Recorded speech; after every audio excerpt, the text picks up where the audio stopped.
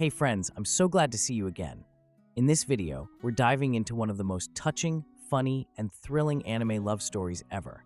Every episode is packed with unexpected twists, new attempts, and a roller coaster of emotions. So, if you're a fan of heartfelt stories, awkward moments, and characters who go above and beyond, sometimes even overboard, for love, this video is definitely for you. Sit back, relax, and enjoy the ride.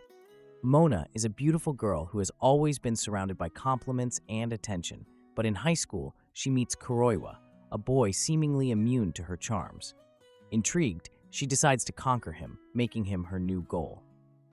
Since she was a baby, Mona stood out for her beauty, and as she grew up, everyone was enchanted by her.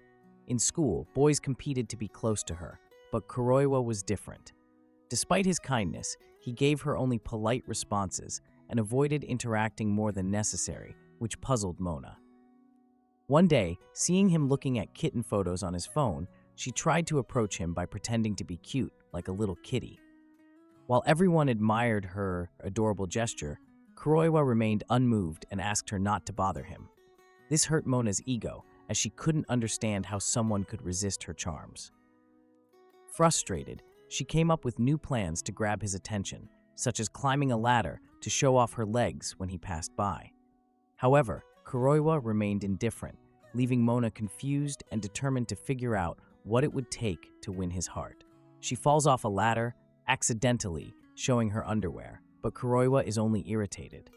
Then, she pretends to be sick during class.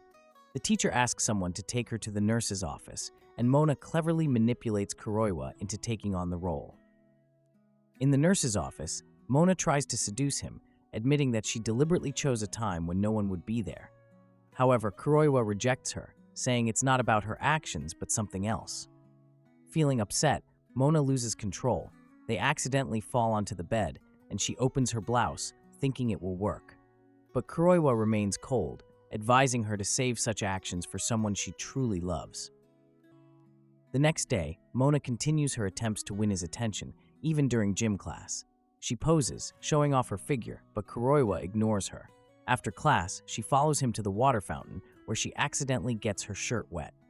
Feeling embarrassed, Kuroiwa gives her his shirt to cover up. Mona notices his physique and blushes, but he quickly leaves. Later, her friends explain that Kuroiwa is a descendant of a feline temple and is forbidden from interacting with girls due to religious vows. He has never met girls like her before, and finds it difficult to resist the temptations of the city. Despite this, Kuroiwa fears breaking his principles for a relationship. The next day, Mona returns his washed shirt. Kuroiwa thanks her, but again tries to distance himself, repeating to himself, "Clear mind, pure spirit." Nevertheless, thoughts of Mona begin to creep into his consciousness. In art class, Mona poses in front of Kuroishi, hoping to catch his attention. However, the guy is focused on praying to expel sinful thoughts. When Mona offers to pose even without clothes, Kuroishi remains completely calm, which irritates her immensely. "Come on, it was just a joke," she thinks, but decides that today's drawing project will be her day of victory. Mona prepares thoroughly. She searches online for sexy poses to knock Kuroishi off his feet. She recalls an incident when he couldn't take his eyes off her when she got soaking wet. "Aha, that's it," she thinks, striking the perfect pose. But instead of being impressed, Kuroishi sinks into meditation to avoid thinking about nonsense. He draws, completely ignoring Mona's attempts to seduce him with her gaze. Meanwhile, her classmate Haruno can't take her eyes off Mona. "Hey, are you even drawing?" Mona protests as Haruno continues to stare at her. This makes Mona suspicious. Could she also be in love with Kuroishi? After class, Mona bumps into Kuroishi in the library. She tries to look intellectual, glasses, a book, and tea. "This time I'll definitely make an impression," she thinks, accidentally brushing her leg against his. Kuroishi jumps up as if stung by a wasp and runs away. "What the?" thinks Mona, feeling utterly discouraged. Jealousy intensifies when Mona notices that Haruno is always around. "Is she really my rival?" she wonders, trying to figure out why Haruno spends so much time near Kuroishi. But it turns out to be something entirely different. Haruno is obsessed with Mona. Yes, she even has a desktop wallpaper with Mona's photo and a collection of 300 pictures. "So you're not in love with Kuroishi?" Mona asks in surprise, learning the truth. Haruno shyly admits that she just wanted to be closer to her favorite classmate. Mona agrees to accept Haruno's help in winning Kuroishi over, though it still feels a little strange that someone adores her so much. The next day, Mona tries to confess her feelings to Kuroishi, but the words get stuck in her throat. Instead of saying, "I love you," she blurts out, "You disgust me." Kuroishi, the true gentleman, assures her that he didn't see anything under her skirt and walks away. What the hell did I just do? Mona thinks, feeling like a complete failure. Eventually, Mona and Haruno start working together for the school festival. Haruno suggests the idea of a cafe with costumes, but Mona adamantly refuses. "I'm not wearing a huge costume that hides my best features." Still, they find common ground, and Mona realizes that perhaps Haruno isn't such a bad ally after all. Mona is preparing for the school festival. Her friend Haruno tells her about the legend of the Bridge of Love, a bridge where, if you hold hands with your beloved, you can be together forever. Mona decides to use the festival as an opportunity to catch Kuroiwa's attention. She plans to use costumes from the drama club, including maid outfits, police uniforms, and even her secret weapon, a bunny costume. "No, this is too much even for me," Mona thinks to herself. While trying on the costumes, Kuroiwa catches Mona in one of the outfits. To avoid awkwardness, they hide in a closet. Kuroiwa feels extremely uncomfortable and is clearly praying to every saint he knows, while Mona feels like she's living in a romantic comedy, hoping he can't hear her pounding heart. After Haruno leaves, they emerge from the closet. Mona realizes she's used her weapon of mass destruction on Kuroiwa, but he remains calm and even compliments her. "You look cute, but it's a bit too revealing." However, afterward, he begins avoiding her. At the festival, Mona's group runs a cafe with waitresses dressed in bunny costumes. Mona tries to grab Kuroiwa's attention, but he's busy working in the kitchen. Haruno takes matters into her own hands and forces them to hand out flyers together. Mona's attempts to spend time with Kuroiwa turn into a series of mishaps. She gets scared by zombies in the haunted house, and her skirt gets stuck in the decorations. Kuroiwa helps Mona get out of the awkward situation with her stuck skirt. Blushing from embarrassment, Mona decides to keep trying. She offers Kuroiwa a crepe but accidentally smudges it on his face. This is the perfect moment, she thinks, offering to wipe his cheek. But he refuses, and then a bird snatches her crepe. "Of course, even the birds are against me," Mona sighs. Later, Mona tries to charm Kuroiwa with a romantic gesture, a kiss on the cheek via an inflated balloon dog, but all her attempts end in failure. "It's like fate is mocking me," she thinks. As the day comes to an end, Mona notices that time is running out, and none of her plans have worked. She gazes at the Bridge of Love, where countless couples are holding hands. Mona realizes that despite all her efforts, nothing has gone the way she planned. Meanwhile, chaos reigns in the cafe. Haruno burns all the food, and Sagi decides to leave and return to her own club. Mona watches as numerous couples gather on the Bridge of Love. When people spot her with Kuroiwa, they assume he's her boyfriend. Mona tries to divert their attention by suggesting they promote the cafe. Her plan works. The couples leave, but she decides to seize the moment and tells Kuroiwa about the legend of the bridge. She takes his hand, but he quickly pulls away, unsettled by the creepy legend. Mona doesn't give up and stages a fall so that he'll help her up. Kuroiwa lifts her by the hands, carefully avoiding unnecessary contact. With about an hour left until the festival ends, Mona tries to come up with a new plan, but they're interrupted by classmates asking for help in the cafe. After the festival, Mona is disheartened by her string of failures. Haruno notices this and asks Kuroiwa to help carry some tables. Mona tries to strike up a conversation, but he ignores her. Suddenly, a box falls toward her, and Kuroiwa rushes to save her. He quickly steps back, saying the festival is already over. The next day at school, new couples appear, much to Haruno's delight. Mona begins to doubt the legend, as Kuroiwa still hasn't confessed anything to her. When she sees him, she hides but decides to try again. She greets him, but he remains distant. After class, the group goes bowling. Mona scores a strike, but Kuroiwa ignores her attempt at a high five. Only after her persistence does he reluctantly agree, triggering a flood of memories in her mind about the bridge. Later, Mona decides to sit next to him and accidentally drinks from his can of cola. She jokes about it being an indirect kiss. Mona feels like she's losing control of the situation. The next day, she notices Kuroiwa isn't wearing his winter uniform. They discuss it briefly, but their conversation is interrupted by Kuroiwa's friends, who scold him for being rude to Mona. Kuroiwa starts to change his behavior. He offers to share his textbook with her, but startled by her enthusiasm, he quickly withdraws.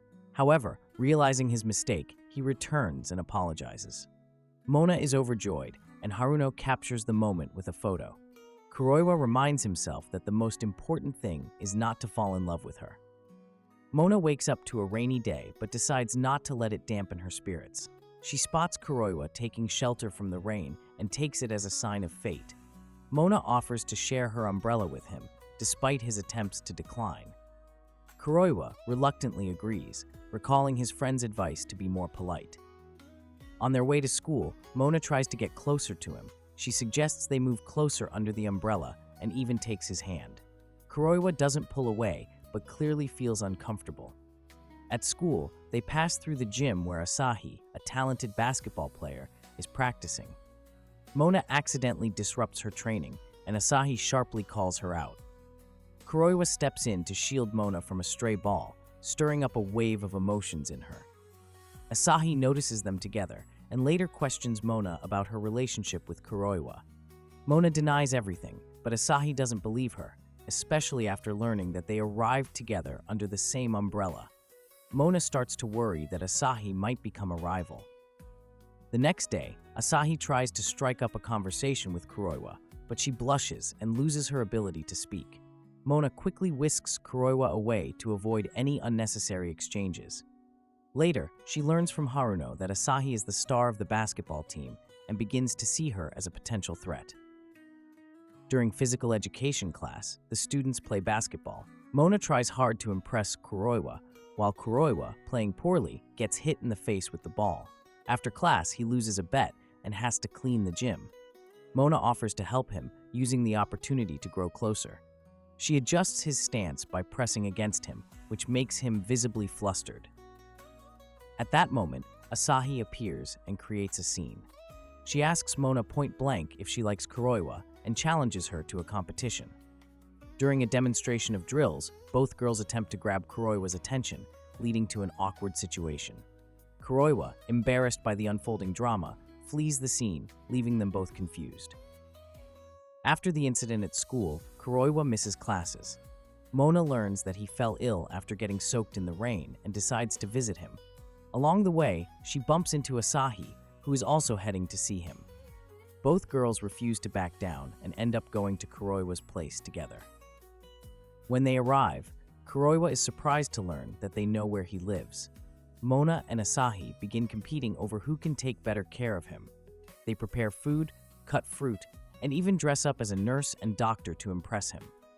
Kuroiwa, feeling extremely uncomfortable, tries his best to handle their overwhelming attention. While Kuroiwa is asleep, the girls discuss their feelings in the kitchen. Asahi admits that she likes Kuroiwa, and Mona realizes her rival is sincere. Mona struggles to resist the urge to kiss him, but realizes it wouldn't be right. At that moment, Asahi returns, sparking another confrontation between the two. The next day at school, Mona and Asahi continue their rivalry, though more calmly this time. They talk and even sit together, surprising their classmates. Kuroiwa, having returned to school, thanks them both for their care. Mona tries to talk to him, but her nerves fail her, and she keeps avoiding the conversation. Later, Kuroiwa attempts to speak with Mona, but she runs away again and accidentally bumps into him, causing her to faint. When she wakes up in the nurse's office, she learns that Kuroiwa took care of her since she caught his cold. He thanks her for her help, and Mona feels delighted, imagining him carrying her in his arms. In class, Kuroiwa's friends tease him by setting a picture of a girl in a bikini as his phone wallpaper. They claim it will help him become immune to female attention. Kuroiwa feels uncomfortable and decides to delete the photo. Meanwhile, Mona learns from Haruno that she sent Kuroiwa her own photo to catch his attention. Mona asks Haruno to delete it, but the phone dies before they can do anything. Mona runs around the school, trying to find Kuroiwa. She catches him on the rooftop, where he's looking at Haruno's photo. Mona quickly deletes the message but notices the background screen, the photo of the girl in a bikini. Kuroiwa is embarrassed, while Mona gets upset, assuming he prefers other girls. In reality, Kuroiwa's friends set the photo without his consent. To fix the situation, Mona decides to use the idea of Halloween costumes to her advantage. She suggests throwing a class party. Everyone agrees, except Kuroiwa, who resists but is eventually convinced. Mona plans to figure out which costume Kuroiwa likes so she can use it to her benefit. Asahi, who continues to keep an eye on their plans, joins them when they go shopping for costumes. At the store, Mona tries on several outfits, but her main goal is to figure out which costume Kuroiwa prefers. She watches him pick out a costume and decides to choose the one he liked. When everyone tries on their costumes, Mona appears dressed as a mummy. However, she realizes she didn't choose the costume Kuroiwa liked. One of Kuroiwa's friends comments on it, and Mona, feeling embarrassed, decides to change her outfit. She assures everyone that she'll reveal the right choice only at the party. Subscribe to keep up with next week's road. But for now, watch this next video. I'll see you all in the next one.